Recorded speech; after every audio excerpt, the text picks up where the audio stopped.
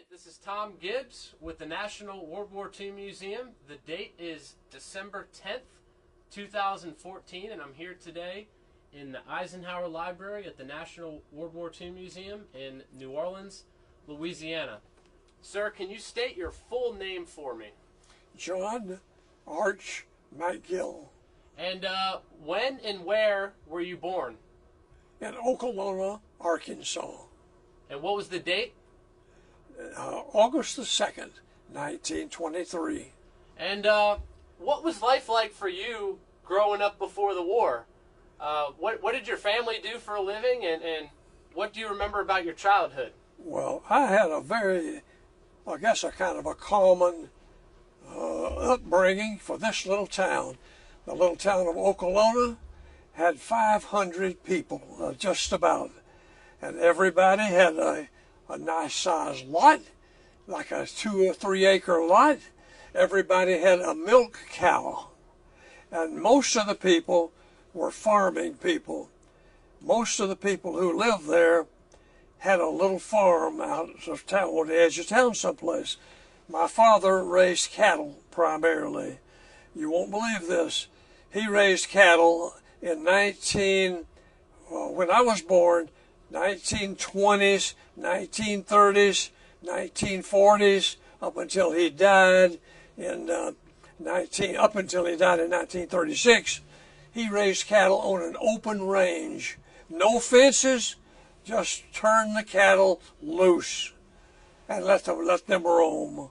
100 head of cattle in a rocky, mountainous, I say mountainous, pretty hilly sort of an area. And so his primary income was from raising cattle. We would ship a train, boxcar, cattle car to St. Louis about once a year. And that was the main income that we had. Now, he also owned a couple of small farms on the edge of town that had sharecroppers working them. So I grew up with horses. I can't even remember my first horse. And I milked cows. Everybody had a few cows to milk. That's the way we got our milk. We had a big garden. My mother loved to garden. She would raise tomatoes and beans and corn, all those kind of vegetables, and can them cook them on a wood stove. Now, you may not know what a wood stove is. An iron stove that you put wood in to burn for heat. When I was first born, we had no electricity. I think we got electricity when I was about 6 or 7 years old. We had lights at that time. Now, before then, we had kerosene lamps. Now, some people had an Aladdin lamp. Have you ever heard of an Aladdin lamp? Well, that was pretty modern. My dad didn't go for this modern stuff at all. So we didn't have an Aladdin lamp. We had kerosene lamps. We finally got electricity in the house. And I remember early in the days, before we had electricity, that I went over to a neighbor's house, like a quarter of a mile away, to hear Santa Claus on their radio. They had a little radio, and they had Santa Claus on the radio, and he was broadcasting when he was coming to town and all. And I remember I must have been like 5 or 6 years old at the time, and that was a pretty big deal. And so for Christmas, we didn't get much stuff. We had lots of food. We raised in our own garden. We killed our own hogs. We raised hogs. We raised chickens. We had a big barn. Of course, as I mentioned, we had like a couple of acres or 3. Everyone did, for a lot. And we had this, I thought was a gigantic garden. You're blocking the camera with your hands, so if you could keep your hands... Keep my hands down. Yeah, if you keep them yeah, low. Okay. Sorry about that. Continue. Okay. So we had this big garden, I thought it was big. It wasn't as big now when I look at the plot as it seemed like at the time when I was small. But I had to do a lot of work in that garden. And, I had a strong boss, my ma. I don't think my dad ever went to the garden, but I did. And I had a sister a little younger and a brother that was a little younger. But we raised all of our food, and we had the hogs, we had chickens, so we had meat, and we had many vegetables, and we had our transportation. We had a wagon, we had a hack, a pulled with a hack pulled with mules or horses, and we had horses to ride. So we had a different kind of an upbringing, and I feel so sorry for these urban kids this day and time. They come home from school and they got probably nothing to do. I went home from school and I had chores galore. We had these cows to milk, we had chickens to feed, we had hogs to feed, I had corn to shuck. Man, we had all this garden work. So we were busy all the time. We left no carbon footprint. We used very little gasoline. My dad finally bought a T-model car when I was like maybe 10 or 12 years old, something like that. And we had that for a while. And then he finally bought a pickup truck when I was probably about, I guess, 12 or 13. And I kind of learned to drive with that pickup truck. But our primary mode of transportation was a wagon pulled with mules and horses, riding horses. Now that's a spot check of my childhood. Sure. So you finished high school in May of 1941. You finished high school in May of 1941. Yes, I did. And you decided to enlist on your 18th, shortly after your 18th birthday. Just as soon as I got out of high school, within a few days, I went to Little Rock, Arkansas to enlist. Now, what made you want to enlist? I was going to be a pilot. My whole life while I was in high school was to be a pilot. You know, I had seen these ads with the goggles and the helmets, the pilot flying around. You know, that was a great deal. So I wanted to be a pilot. That was my whole deal. Can you take those lanyards off? So you were talking about, what made you interested in flying. Please tell me, why'd you want to be a pilot? I wanted to be a pilot. That was my whole earthly ambition. I didn't want to be a cowboy or anything like that. I'd already been a cowboy. That's what I was. And I was a pretty good cowboy. Boy, I could ride. We rode steers. We did all kinds of stuff like that. But I wanted to fly. And I knew when I got into the Army that to be a flying cadet at that time, you had to be 21 years old and have 2 years of college. But I figured I'll get around that some way. I was pretty independent, pretty determined. And so when I enlisted, I knew if I just hang around, get into the Air Force, I'll get to be a pilot. Well, after I was there a little ways, they changed the rules. They decided they needed more pilots. At that time, the war in Europe was heating up. Now, I knew nothing about that hardly. I didn't even care about that war in Europe. That wasn't my business. But they changed the rules to where they started a new program called Aviation Student, to where young kids, young guys, 18 to 21, could enter in and become an aviation student and graduate as a staff sergeant, taking the same courses that the cadets did, except that they came out as a staff sergeant instead of a second lieutenant. So I was extremely fortunate and got into that program because it was very limited.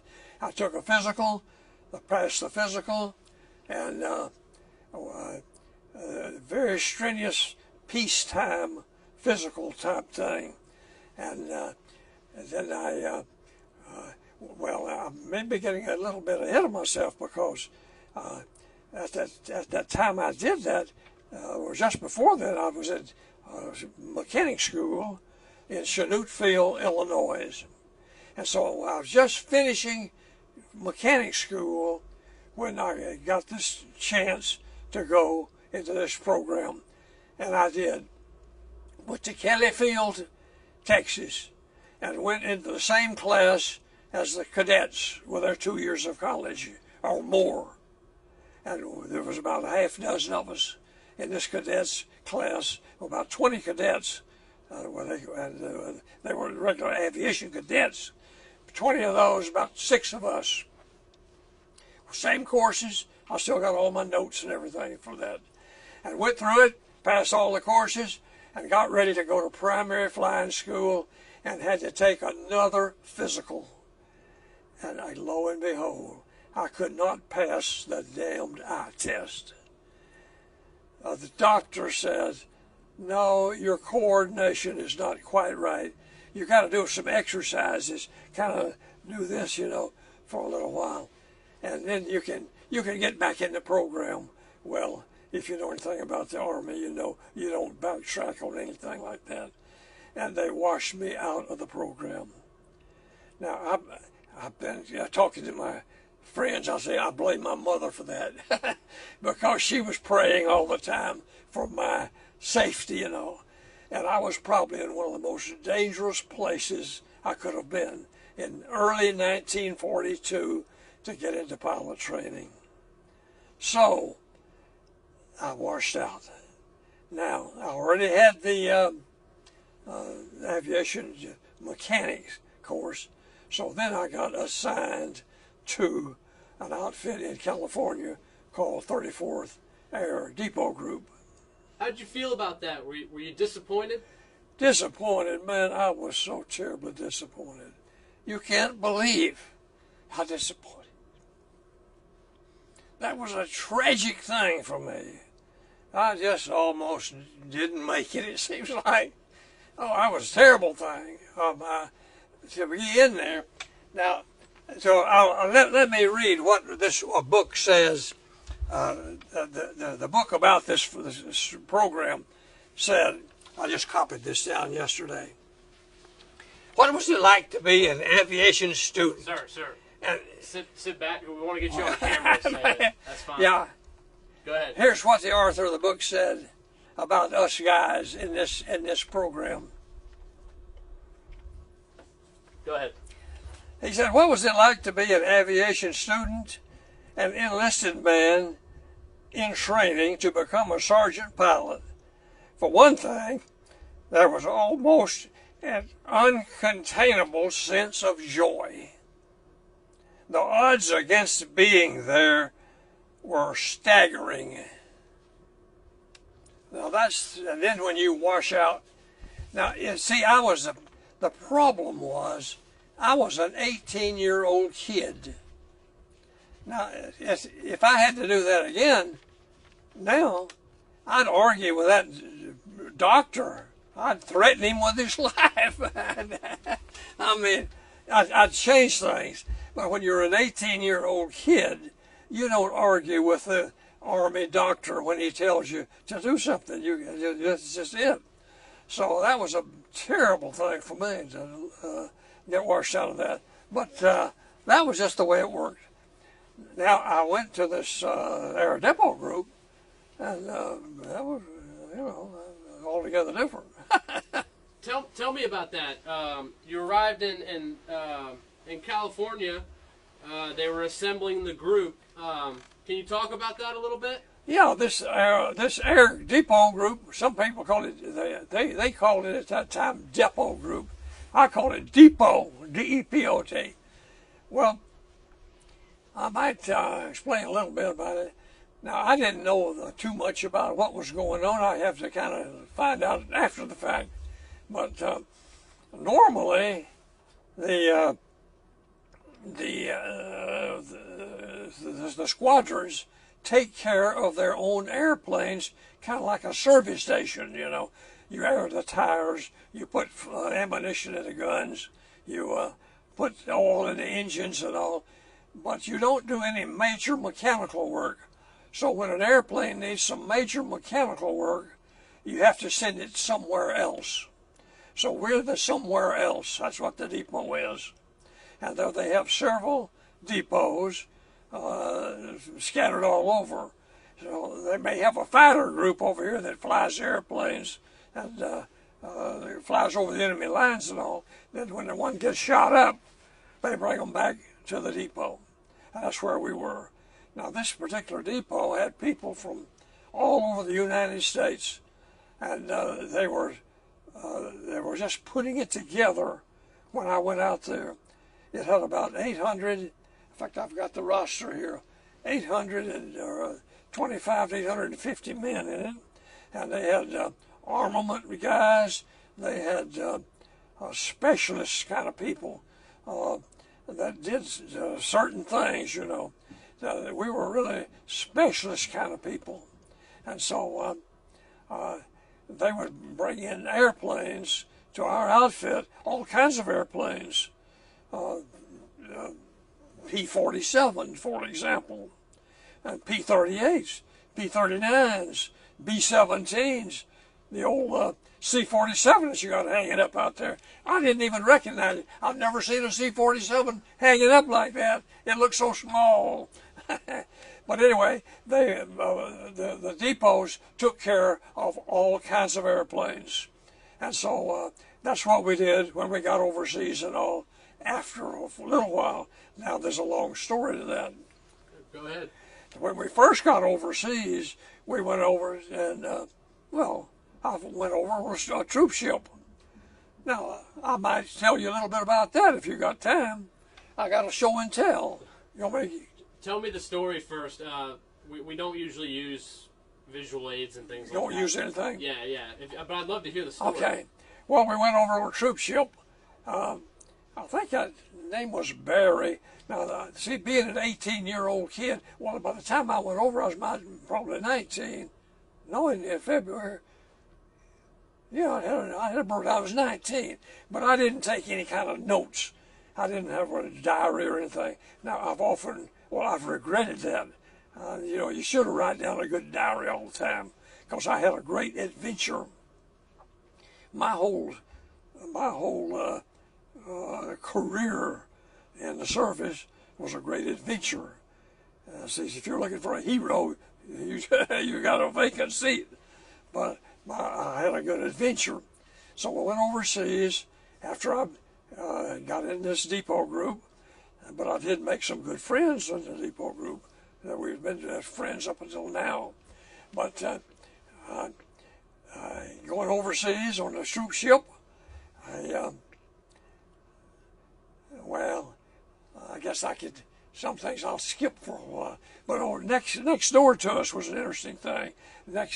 Right just like 100 yards off our sort of port bow was the battleship Arkansas. And I know, boy, that thing will hardly float.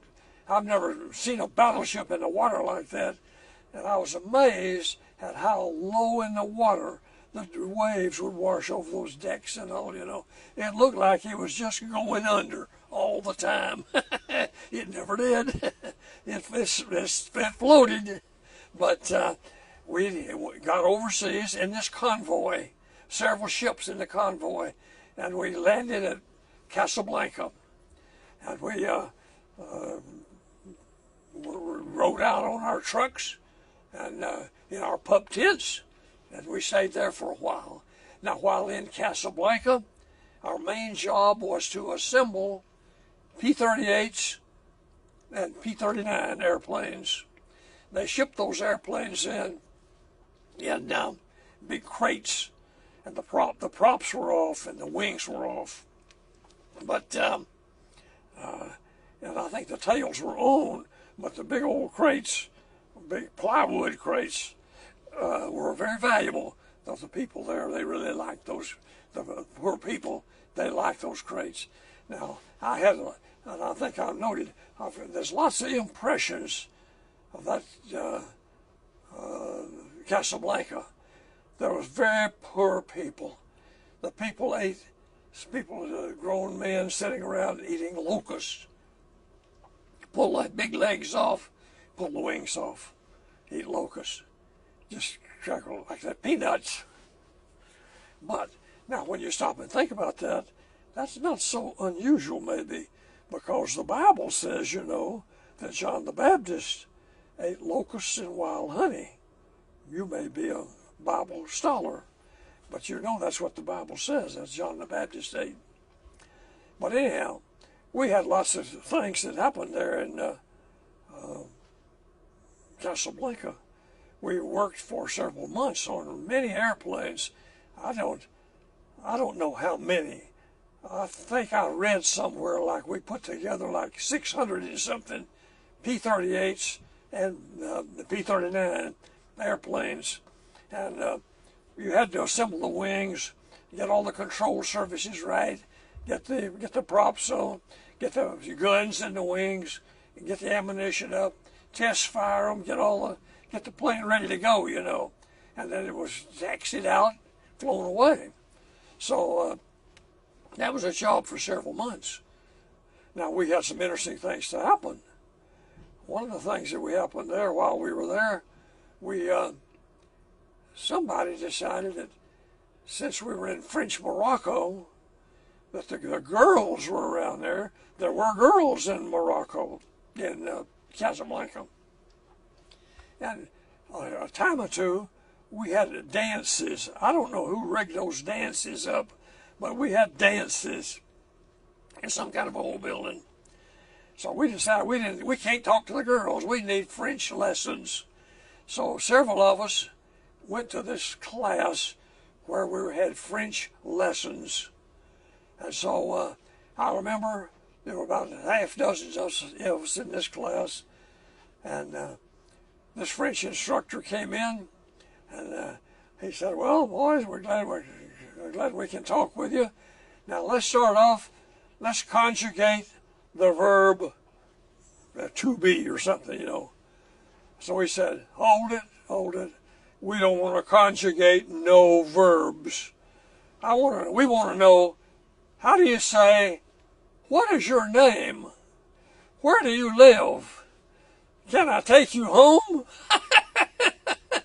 And we gave him some sentences like that. And I still have a notebook where I wrote down sort of what it sounded like to me to be the words of, what is your name? It's in English, you know. Now that was our French lesson. We only had one lesson. The guy didn't come back. He was interested in teaching us, and we weren't interested in conjugating verbs. Now that was one of the things I remember from Casablanca. Another thing though was the little kids. We had little kids that would come up to our fences. We had a fenced area around where we slept, the bivouac area, and where we ate. And little tiny kids come up with little tin cans looking for something to eat. They were starving. They didn't have any food. And they was wanting anything that you had in your mess kit left over for just scraps. We'd feed the kids, you know. That was a terrible thing.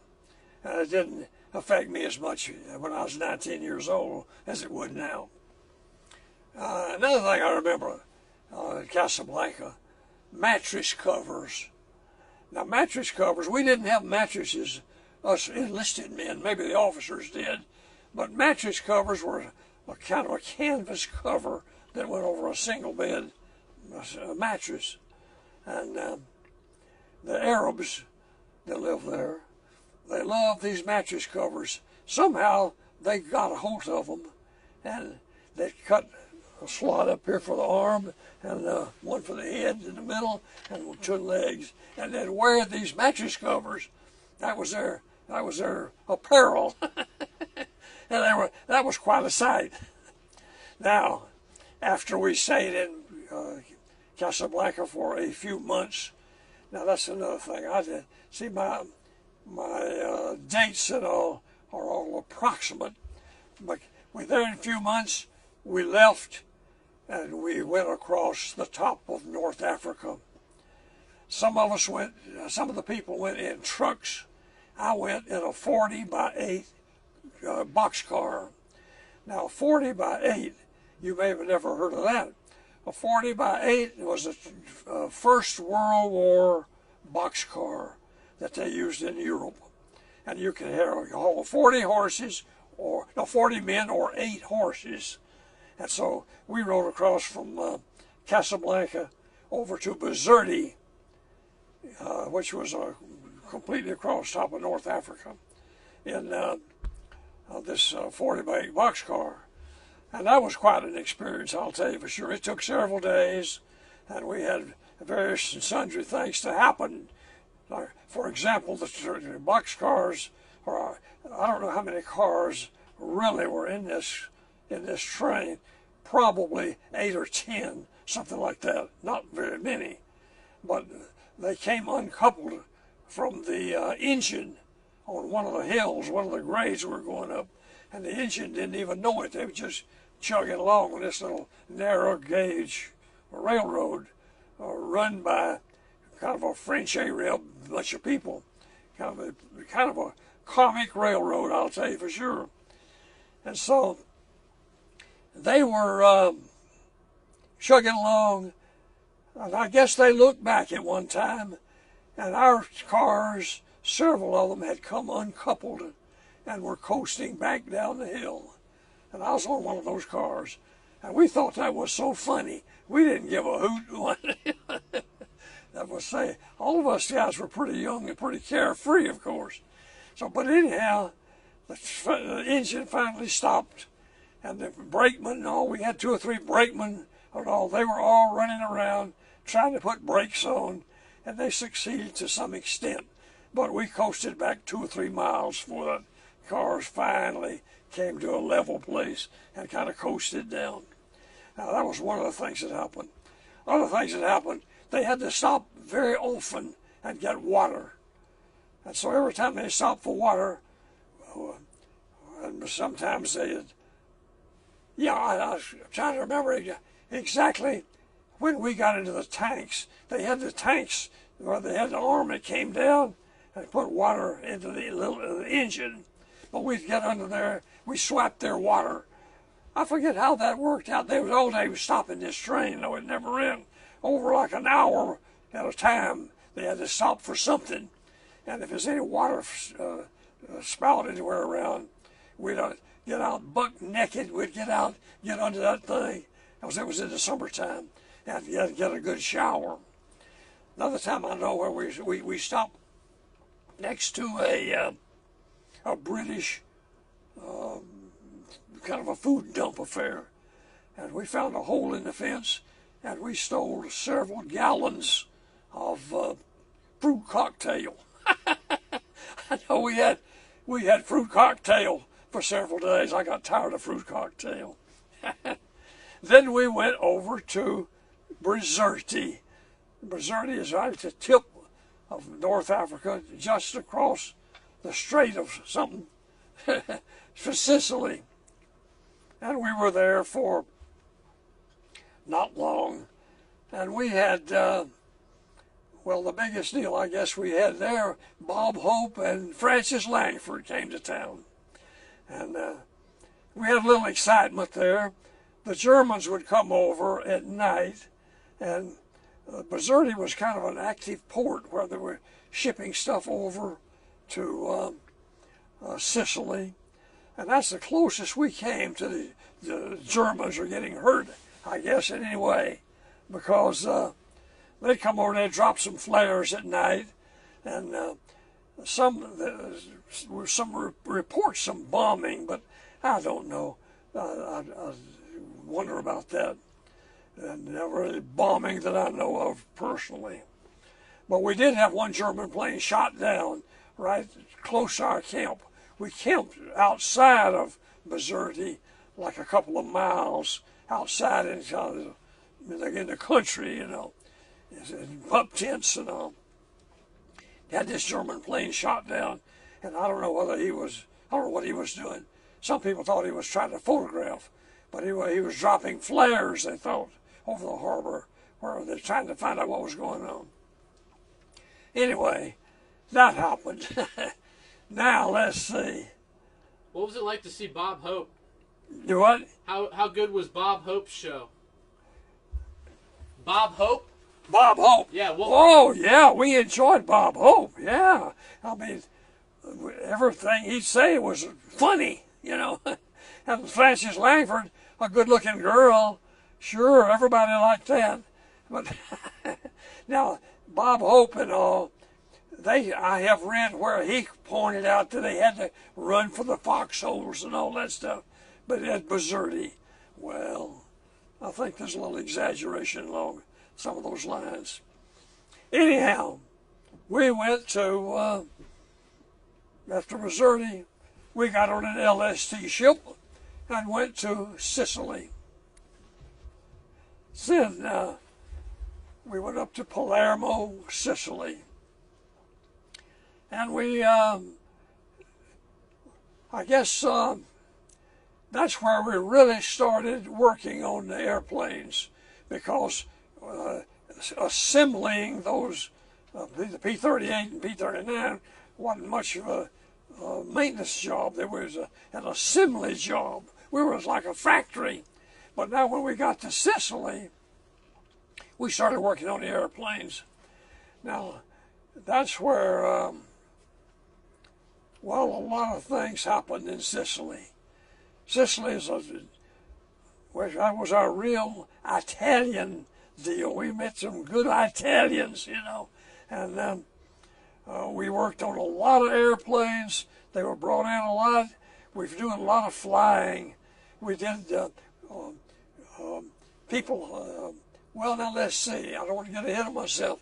I think we were in Naples when we did most of our flying. The old C-47, I've ridden in many miles in C-47s hauling things. We hauled everything, but that was in Naples. In Sicily, we worked on airplanes primarily, and now we did other things. We did one interesting thing I might mention. We had a P-51 when the P-51s first came out that landed on a beach. And didn't hurt him too much. He just scooted right in on the beach on Sicily. And so there's 3 or 4 of us were told to go out, take the prop off, bring the engine back, take the radios out, and then burn the airplane. And it was a perfectly good airplane, just as good as any of those you got hanging out here. And so we went out in our truck, you know, went out on a winch truck affair where we could handle the engine, and took the engine out, did what they said, took the radios out, props off, prop. And we thought, well, okay, that takes care of that. The gasoline in the tanks, and all the trucks, everybody carried a little gasoline, and we put gasoline all in the cockpit, and then put us a trail of gasoline out for 100 feet or so, and then we struck a match, and let the gasoline burn back to the thing, and with the caps on the fuel tanks on the wings, we opened that up, and there's gasoline in the wings, and so we thought, okay, man, this thing's no telling what'll happen. We better get back out of the way. We lit our fire. The flame trickled up there. It kind of puffed up a little bit. Where we poured gasoline in the cockpits is pretty good fire. Flames out of the wings, shot up there, just flames. And it black smoke galore. And it burned for like just a few minutes. And then it just stopped. Nothing happened. We were all disappointed. We wanted a big explosion or something. Nothing happened. So we burned all our gasoline. There's nothing else to burn. So we just left the airplane sitting on the beach. And it was kind of sooty where it had been burning, but I believe you could have put a new engine in and props and flown it away from there pretty much. We didn't hurt it much. Now, one thing happened, though. while we were out there playing around, and I guess that's what we would say, we might playing around is about as good as any, a Sicilian, either man or woman or both, came up and invited us to have a meal with them. I said, yeah, we'll do that. They're very friendly people. And so we went to their house, which wasn't far away, and they had a bottle of wine. All those people, they drink wine like we drink water. And we had a little wine, and then they served us octopus. I've never had any octopus before, but they ate the octopus. They just took this legs off an octopus, you know, and chopped them up, and we had little pieces of octopus. I thought, well, you know, when in Rome, do as the Romans. So we ate octopus. It was kind of rubbery, I remember, but it wasn't too bad. We ate that. Yeah, but they were very friendly people. So that was one of the things I remember about Sicily, particularly is our airplane and our octopus, because that was on one deal. Now, we were all the time going on something like that. Things were going on all the time. Now, like I say, this is an adventure for a kid. You know, he gets out of high school and he's just going on this thing. That's a great deal. And I almost feel guilty sometimes that I wasn't over there getting shot or shooting at somebody or something instead of having a big adventure. But I had the adventure. Now, we got to Naples. That when we went across right behind the ground forces. And in fact, somewhere I got to mention battle stars. They give you battle stars when you're in the area where the fighting's going on. And our outfit got 3 battle stars. One for Sicily, because we got into Sicily just as the Germans were getting out. Then we got into Naples just as the Germans were getting out. Then we got into Pisa just as the Germans were getting out. So I brought my old discharge papers here. Talks about my 3 battle stars that our outfit got. So anyway, we went to Naples, and that was the next stop on an LST again, a landing ship tank, LST. Go to Naples. Now there's where we did a lot of traveling. Seems like probably one of the most dangerous things I got into was hauling gasoline in a C-47. You needed gasoline for everything. You know, the Army, everybody needed gasoline. All the trucks, the tanks, everything needed gasoline. So we have to haul gasoline in. And we hauled it in from North Africa, from several towns in North Africa, and I think maybe some from Sicily even, because Sicily they had a pretty good shot at the time before Italy was really taken over. We had a pretty good shot at unloading ships in Sicily. So we was hauling stuff from Sicily and from North Africa up to Naples. Engines, spare parts, all kinds of stuff, but gasoline in 55-gallon drums. We hauled lots of that kind of stuff. And that was probably the most dangerous flying that I got into. And most of the time, a lot of the time, we only had one pilot, so I got to sit in the right-hand seat of the old C-47 lots of times. But that was no big deal, really. But anyway, we hauled stuff around. We used C-47s just like they were old trucks everywhere. You know, everybody flying them around. So that was the main thing I remember about Naples. We weren't there too long before we went up to Pisa. And I got to Pisa. That was you could still climb the Leaning Tower before they shut it down. You know, it was still leaning pretty good. So we got to Pisa, and well, in the meantime, though, I got a trip to Rome. No, I had one interesting thing that happened in Rome.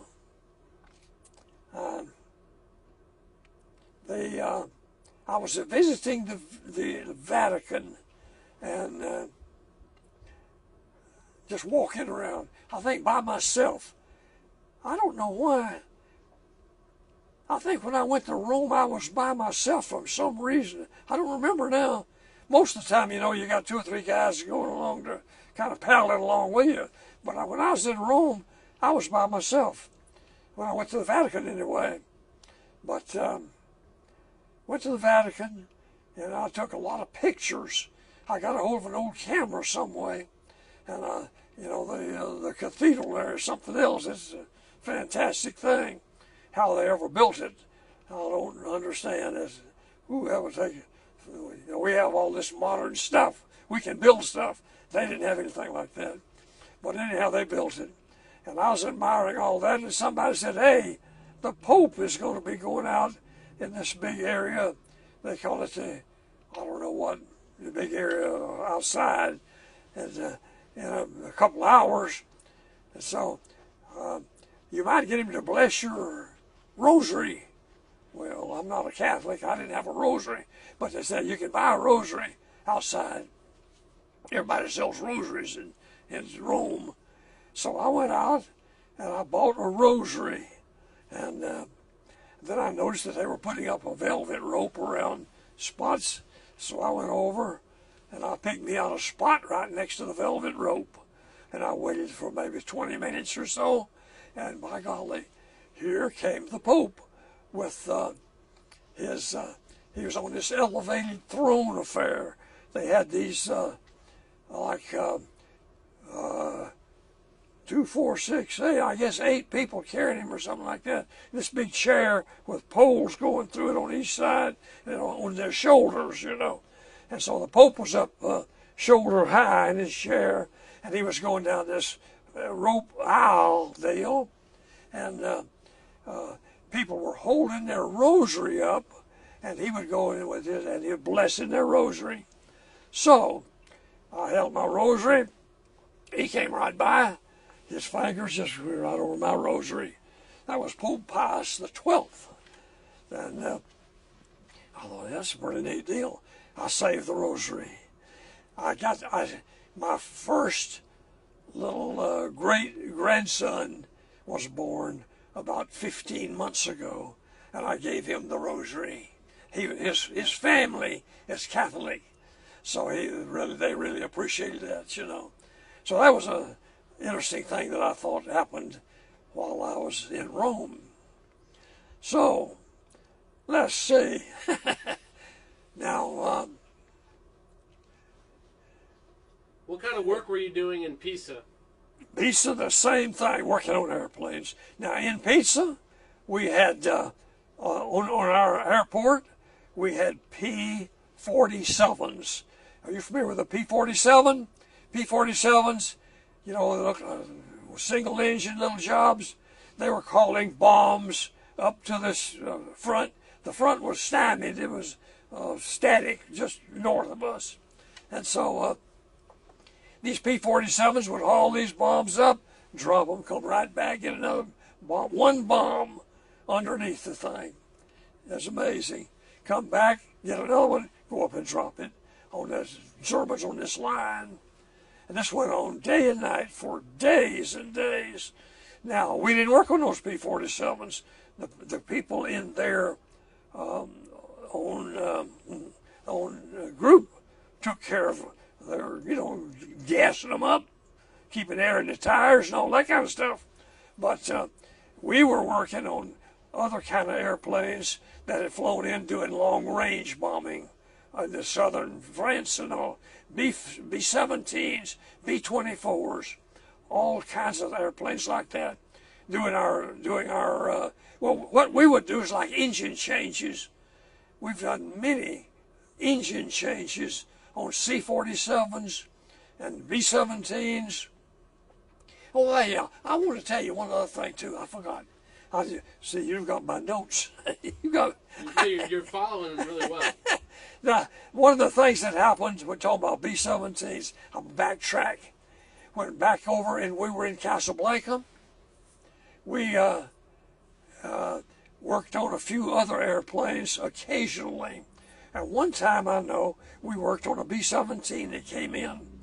And this B-17 had some little something wrong. I forget what it was now. Maybe a generator or two or something, you know, on one or two of the engines or something. I don't remember what it was. But anyway, we fixed that up. And then most of the time, when you work on them, they like to test fly them before they take them back into combat. So this guy, the pilot, said, "You want to go with us, test fly this thing?" Oh, I remember these were young guys, and they were carefree, boy. We went over, we took this B-17, a couple of us that worked on the plane, and maybe, I don't know, I guess it's two pilots, but took the B-17 and went up out of Casablanca. And Casablanca was kind of right on the edge of the desert. And we flew out over the desert. And ahead, we saw 2 or 3 camels with riders on the camels. And this guy, this B-17, went right down on the ground, on the deck. I don't believe he was 10 feet off the deck. And just went right over those guys, you know. Probably scared the devil out of them. And the camels were bucking around and all, I'm sure. Well, we thought that was great sport, to buzz with a B-17, camels in the desert. And I thought at the time, you know, I was like them, great sport. Now I think that's kind of like the ugly American, you know. We didn't make any points on that, but that was another foolish thing that we did. That's part of my great adventure. Okay. Now, we got to Pisa. Well, now, I got to go to southern France then on a deal for just a couple of days, just to visit over there for a little while. We had already cleaned out the Germans out of southern France, but I just got to stay 2 or 3 days over there. We went to other places, like Venice. You could. One of the things that was common over there, we could hitch rides. You know, like I said, these C-47s, the Spashing C-47s, they were thick as fleas on a dog's back. They flew everywhere, all over, and the serviceman could get rides anywhere. If I wanted to go back, if I had a couple of days off or something, if I wanted to go from Pisa to Venice, I'd just go out to the airport and inquire around and be a plane going to Venice, and I could ride over. I wouldn't have to ride back, but I'd get a ride back when I got there. Worry about that when the time came. So I went to Venice for a day or two. I say a day or two. I better not say that. I don't remember spending the night there, but I do remember riding in a gondola. And there was 2 or 3 of us that did that, because I've got a photograph of a couple of us in the gondola. So, now after that, we stayed in Pisa. That's just about when the war was over. I was in Pisa. Then we started back home. Back home, we got on a point system thing, and you don't want to get into a point system. Did you ever hear of the point system? Well, I had 86 points. The cutoff was 85. Some of the guys in my outfit, some of my good friends, had 83 and 4 or so. Those guys that had 83 and 4 were culled out and shipped off and got on a boat. The nearest boat, I don't know where that was, probably Naples, and started out for the Far East. You know, I'll say Far East, is that the right word? Anyway, the Japanese war. And boy, they were so disappointed. They thought they were going to get a chance to go home for long. Well, some of us guys with 86 or more points stayed in Pisa, and we were just waiting transportation and all. So we were all happy. About to Pisa. Pizza. Waiting to go home. Now, I had my 86 points. Now the guys, I got to tell you, the guys with the less than 86 or 85, those guys, they went down to Naples, I think it was, and got on a boat and headed for the Japanese area. Well, when they were just south of New Orleans, before they got to Panama, the war was over. The darn boat turned north, and they got home a month or two before we did. That was the last laugh. Anyway, I had my 86 points, and we finally made it back to Naples. But before we got on our boat, we had to do some work. Well, I know we had to work with German prisoners, shipping things. We had a bunch of German prisoners. As I recall, I worked with about 6 or 8 German prisoners, boxing up stuff.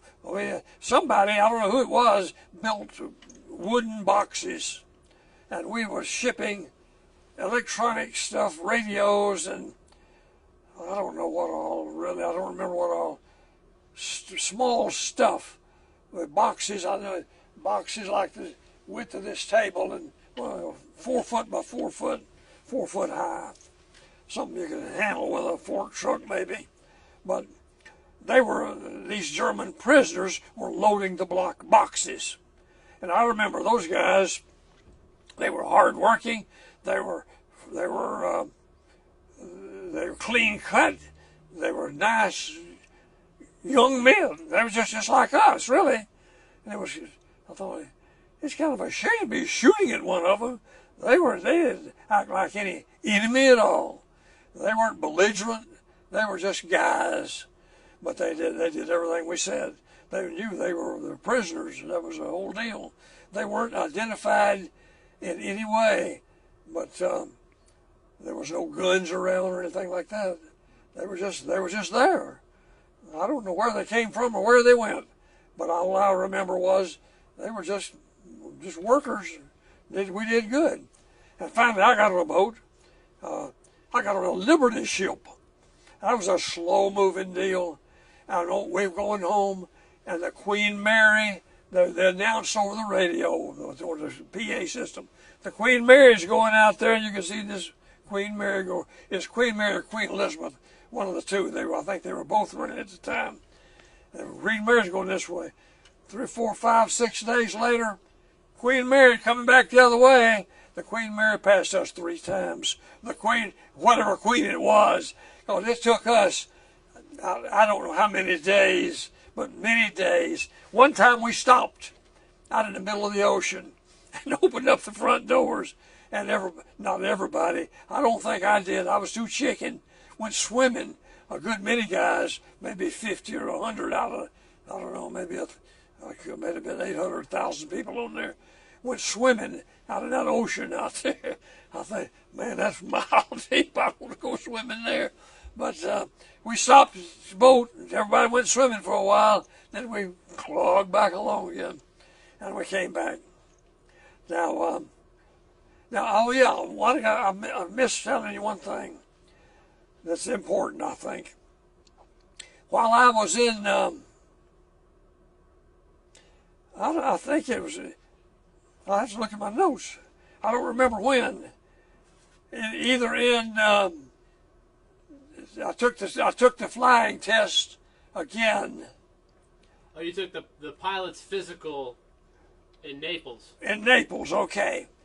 They still had I got my papers all ready and took the physical and passed the physical.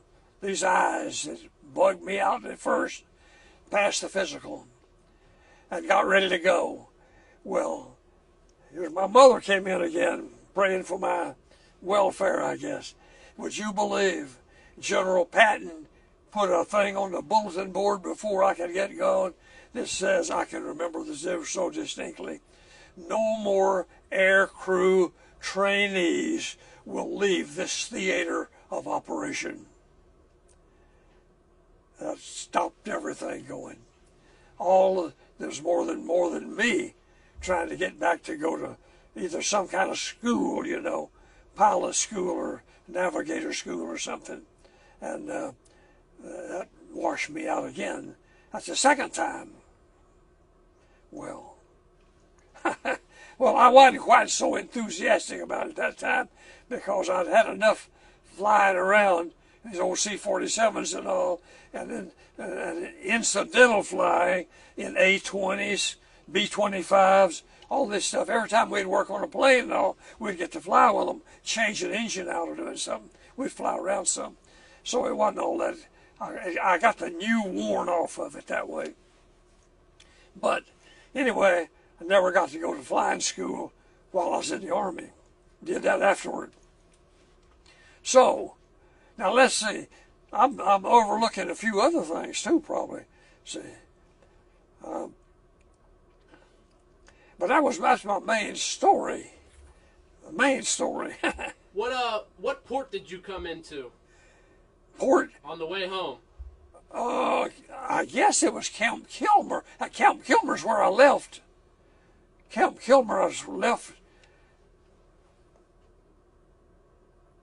I don't know. Did you come into New York City? No. I'm pretty sure it was Camp Kilmer again. Okay. Because I didn't see the Statue of Liberty until I was way after that, when I was in New York. How did the war change you? How did it affect you? As you moved forward in I saw life? the thing about the war is such a terrible thing. It's such a terrible waste. Not only in people, I have several buddies that I grew up with, went to high school with, that were killed. Now, in my outfit, we had several people killed and several people hurt. Had people hurt with accidents, and we had several people killed in airplane accidents. But it was such a terrible thing to see the towns like Naples torn to pieces. Well, you see some of the pictures even now of Iraq and some of the places, just bombed to nothing, rubble, torn up.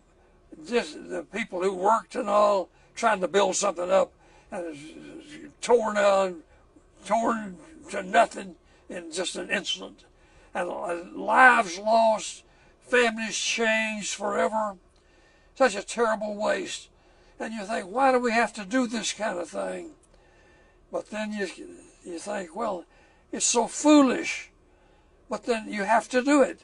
You got the people over there right now that's beheading Americans over there right now. You've got to fight those kind of people. Sure, it's foolish, but what can you do? You can't just ignore it. You can't ignore the people like Hitler. And you can't,